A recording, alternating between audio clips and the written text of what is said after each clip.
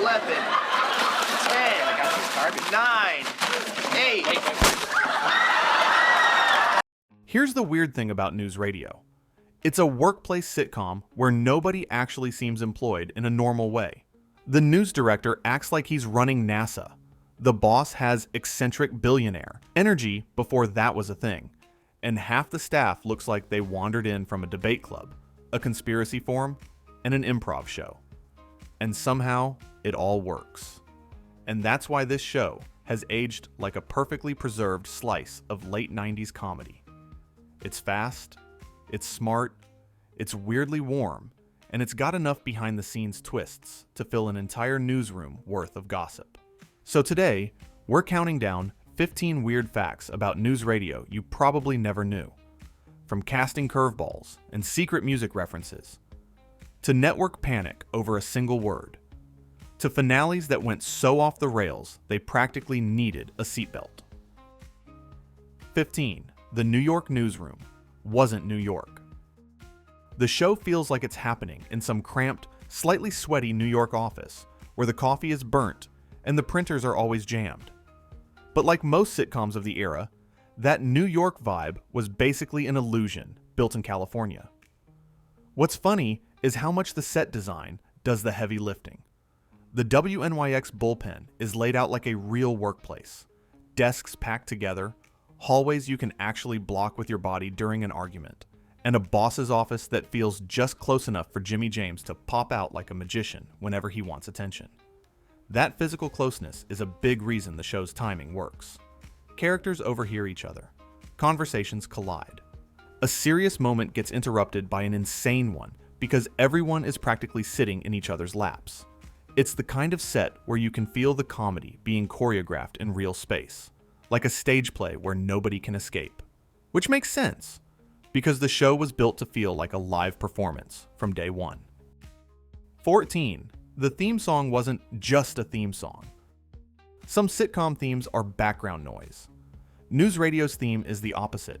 It's punchy, confident, and weirdly dramatic for a show where the biggest crisis is usually Bill is being Bill again. That's not an accident. The music has that classic TV professionalism flavor, like you're watching something important, and then the show immediately undercuts it with chaos. It's basically the perfect musical version of Dave Nelson trying to be a responsible adult, while his staff treats the workplace like a social experiment. And it gives NewsRadio a kind of identity a lot of 90s sitcoms didn't have. You could hear those first few seconds and instantly know what show you were in. It feels like the intro to a serious news program, if that news program had a sports guy who should not be trusted with a microphone. Also, a strong theme matters more than people admit. It's part of why the show feels bigger than it was ratings-wise. The theme says, "This is a real institution." The characters say, "We are absolutely not." And that tension is the entire series in a nutshell. 13. The pilot taping had a very famous audience. Here's a weird little sitcom multiverse moment. When NewsRadio was coming together, the pilot taping reportedly drew some very famous faces in the crowd. Like the other massive NBC comedy that was about to dominate the decade, Famous. Imagine trying to nail a brand new show. New characters, new rhythm, new jokes, and you look out and see the cool kids of primetime watching you do it.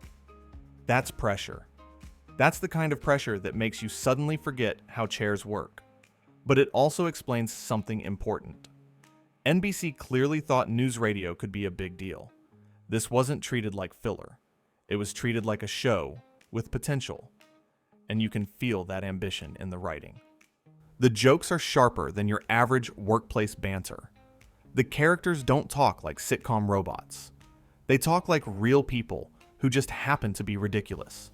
And if you've ever wondered why the pilot feels so confident, like the show already knows what it is, that's why. It had a strong foundation and big expectations. Now here's the twist. The cast we remember? It almost wasn't the cast at all.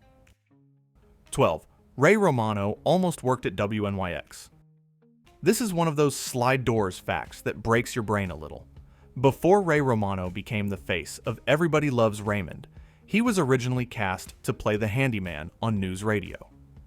In an alternate universe, Ray Romano is walking around WNYX fixing stuff while Bill McNeal yells nonsense into the void. But early on, the fit just didn't click the way the producers wanted, and the role was recast. Which is wild, because it's not like Romano lacked talent. It's more like the tone of the show demanded a certain kind of oddball energy. The WNYX world is surreal, but it's played dead serious. The characters are ridiculous, but the environment around them acts like this is normal. And the handyman role needed someone who could slide into that vibe like they belong there, even when the situation is absurd. The funniest part is thinking about how close these sitcoms were to colliding. One casting decision changes, and suddenly your 90s TV memory is completely different. NewsRadio feels different. Romano's career path changes, and somewhere out there, a parallel universe is very confused about why the Barone family keeps talking about Jimmy James. 11. Two major roles were different. In the pilot episodes are like sitcom science experiments. The show is testing chemicals, hoping nothing explodes. And with NewsRadio, two major characters were originally played by different actors in the pilot, Catherine and Joe.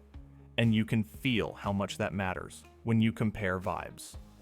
Once the final cast locked in, the chemistry became the show's secret weapon. Suddenly, the office felt like a real workplace full of incompatible personalities who somehow formed a weird little family. That's especially true with Joe. The final version of Joe isn't just the electrician. He's a whole worldview. He's the guy who brings paranoia, blue-collar realism, and that wonderful sense of, I am the only sane person here, even when he's clearly not. And Catherine, too, becomes a key ingredient. She grounds the office with competence, but she's still stuck inside the WNYX circus. That contrast makes the jokes land harder, because you always have at least one person reacting like, wait, we're really doing this? The pilot versions aren't bad. They're just not the versions that made the show feel like lightning in a bottle. And once the bottle was sealed, the writers started hiding little jokes in places most viewers never noticed. 10. Season 2 quietly became a Led Zeppelin game. If you're the type of person who loves spotting patterns, NewsRadio basically hands you a little treasure hunt, especially in Season 2. A bunch of episodes were titled after Led Zeppelin albums, and once you notice it, you can't unnotice it. Suddenly you're watching the show like, wait, are they doing a whole Zeppelin run? Like the writers got bored one day and decided, let's amuse ourselves and see who catches it. And that's very NewsRadio. The show has this constant inside joke energy, not in a smug way, more like the writers are entertaining themselves while still making sure the audience is laughing. It's the kind of comedy that rewards repeat viewing, because the first time through, you're just trying to survive Bill McNeal. The second time through, you start catching the little nerdy flourishes. Episode titles are usually the least interesting part of TV. For this show, they became another layer of personality, a reminder that the people making it were having fun. And it wasn't just the titles. Even character names had music references baked in, like tiny Easter eggs that make the world feel more specific. Which brings us to the boss. 9. Jimmy James is a music reference. Jimmy James is one of the best sitcom bosses ever because he's not just the rich guy. He's a strange mix of childlike enthusiasm, bizarre wisdom, and I have so much money I've looped back into being harmless. And even his name is a little wink. Jimmy James is a reference to the Beastie Boys song of the same name, which feels incredibly appropriate when you think about his energy. He's got that loud, confident rhythm. He enters scenes like a musical cue. He speaks like a man who's performing for an invisible crowd. And here's the cool part. That name choice hints at the show's personality. NewsRadio has a very specific cultural DNA. Alternative comedy, music nerd references, and that 90s we're being smart without making a big deal about it attitude. It also adds to Jimmy's mystique. He's not a normal CEO. He's a rich eccentric who wants people to like him, but also wants to be treated like a legend. And the writers lean into that by making him feel like a character who belongs in a larger pop culture universe. And Jimmy isn't the only one. Another character name comes straight out of rock history too, and the story behind it is unexpectedly sweet. 8. Beth's name was inspired by a rock ballad. Beth isn't just the receptionist. She's the emotional center of the office in a way people don't always realize. She's kind. She's steady. And she has that calm, I am not here for your nonsense vibe, while still somehow working in the most nonsense workplace imaginable. And her name has a music connection too, inspired by the Kiss song Beth, which is hilarious because it's a heartfelt, sentimental ballad attached to a character surrounded by chaos. But it fits. Beth is often the one person in the room who feels like a normal human being. She's the heart, the conscience, the maybe we don't have to be monsters today energy. So giving her a name connected to a softer rock moment is a weirdly perfect match. It also says something about the writing staff. These weren't people just trying to crank out jokes. They were building a little world. They were making choices that felt personal, like they had a playlist running in the background while they wrote. And Beth almost had an even bigger connection to Jimmy James, not just as boss and employee, but in a way that would have completely changed how you see both characters. Yes, it gets weird. 7. There was a plan for Jimmy to adopt Beth. So apparently, at one point behind the scenes, the writers kicked around an idea that sounds like a sitcom rumor somebody made up at 2 a.m. Jimmy James adopting Beth. Not in a, this is the logical next plot step way. More like a strange character angle that could have been heartfelt, absurd, or both. And that's what makes it fascinating. Because if you really squint, you can see how it might work. Jimmy is desperate for connection. He wants to be loved, remembered, admired. He's rich, he's lonely, and he's always looking for ways to make the people around him part of his story. And Beth, meanwhile, is the person he trusts. The one who handles him without fear, without worship, and without getting sucked into his ego. So the idea of Jimmy trying to, officially, make Beth part of his life, in some grand dramatic gesture, is very on brand. It would have been sweet, and also totally unhinged. But the show never pulled the trigger, and honestly, that might be for the best.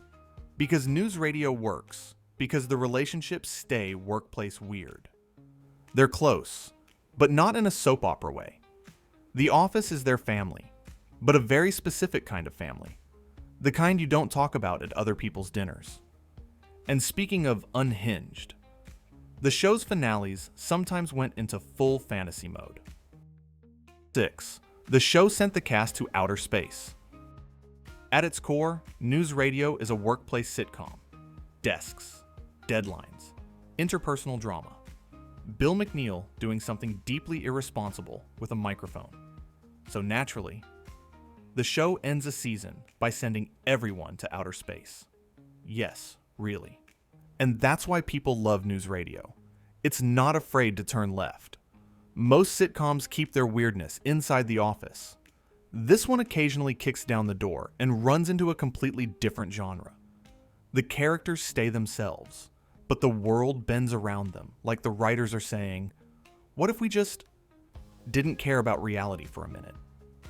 And it works, because the show never winks too hard. It doesn't stop and say, isn't it crazy we're in space? It just commits. The jokes stay character-based. Dave still tries to be responsible. Bill still behaves like Bill. Jimmy still treats the moment like he's starring in history. It's the sitcom version of a band doing a concept album, and you're either in or you're confused forever. And outer space wasn't even the weirdest place the show went, because later, it does something even more ridiculous. It puts them on the Titanic. 5. And yes, they did a Titanic finale too. If the space finale is the show saying, "We can do anything," the Titanic finale is the show saying, "Let's prove it." Because at some point, NewsRadio decides, what if the newsroom staff ends up on the Titanic? And instead of that idea being rejected in a room full of adults, it becomes an actual episode. This is the kind of thing that sounds like a parody of a sitcom. Inside a sitcom. Like the writers had a dare. Like they were trying to see how far they could push the concept while still keeping the characters recognizable. And again, the reason it works, or at least the reason it's memorable, is commitment. It's not just random chaos. It's character chaos in a bizarre setting. Bill becomes even more Bill. Jimmy becomes even more mythic. Dave becomes even more stressed. The situation is absurd, but the dynamics stay consistent. It also reflects the era. The late 90s were full of TV experimenting with bigger concepts, bigger spoofs, and bigger swings. NewsRadio just did it in a way that felt like the writers were giggling the entire time. But if you think NBC only worried when the show went big, nope. Sometimes the network panicked over something much smaller, like one word. A single P word delayed an episode for over a year. This is one of those "the 90s were a different planet" facts. One NewsRadio episode got delayed for a long time because NBC's standards and practices had a meltdown over a specific anatomical word being said repeatedly. Not violence. Not a scandal. Not an entire Titanic scenario. Just a word. And the funniest part is that the episode itself is basically a perfect example of the show's humor. Characters spiraling over something stupid, obsessing over details, and turning a minor incident into a full office crisis. So the fact that the real world reacted the same way is almost poetic. It also shows you how strict network comedy still was back then. Sitcoms could push certain boundaries, but only in very controlled ways. You could imply. You could dance around it. But say the word too clearly, too many times, and suddenly executives are clutching their pearls like you just broadcasted chaos directly into America's living room. So the episode's history becomes its own weird piece of trivia. Different versions floating around. Different edits. Different memories depending on how you first saw it. And while the network was stressing over one word, it was also doing something else that didn't help the show at all. Moving it around the schedule like it was a lost sock. 3. NBC moved the show around constantly. NewsRadio is one of those shows that people swear was huge. And then you look back and realize it was constantly being shuffled around, like NBC couldn't decide where it belonged. Time slot changes don't just confuse audiences. They kill momentum. Viewers develop habits. They want consistency. They want to know, Thursday night, this show. Instead, NewsRadio often felt like, surprise, we're here now. Good luck finding us. And it's a shame, because the show had everything a network comedy should want. A sharp ensemble, a distinct voice, and jokes that didn't feel like they came from a factory. But the scheduling chaos made it harder to build a steady mainstream audience, which is why it became a cult favorite in the long run. People discovered it later, through reruns, DVDs, streaming, recommendations from that one friend who says, "Trust me, just watch it." The show's humor holds up when you can binge it, because you start living inside the office rhythm. You learn the characters' patterns. You pick up on the tiny running jokes. In other words, it was made for repeat viewing, in an era that didn't really reward that yet. And during all that, the show still pulled off something rare, bringing in a major comedy name late in the run, but in a way that was more complicated than most fans realize. 2. John Lovitz appeared before he became Max. When people think of late-era NewsRadio, they think of John Lovitz joining the cast as Max, and the show trying to find a new rhythm in a difficult time. But here's the weird part. Lovitz didn't just arrive out of nowhere and become a regular. He actually appeared on the show earlier as different characters before he became Max. That's a classic sitcom thing that feels like a glitch when you notice it. Like, wait, isn't that the same guy? And it makes you wonder if the show was quietly testing the vibe. What if Lovitz was part of this world? Because he fits the tone perfectly. That big, theatrical personality. The confidence. The ability to sell a ridiculous line like it's the most important statement ever made. And when he becomes Max, he brings a very specific kind of energy. Not a replacement for anyone, but a new type of chaos. He's smug in a different way than Bill. He's loud in a different way than Jimmy. He's a character who can create conflict just by existing in the room. And that matters, because by the time Max becomes a regular, the show is living through one of the most heartbreaking real-life shifts any sitcom has ever had to face, which leads to the most important fact of all. For one, Phil Hartman's final regular TV role was Bill McNeal. Bill McNeal is one of the funniest sitcom characters ever created, because he's not just the dumb guy. He's complicated dumb. He's confident dumb. He's the kind of dumb that talks like it's delivering truth, even when it's delivering nonsense. And Phil Hartman played him with surgical precision. Bill is hilarious, but he's also weirdly human.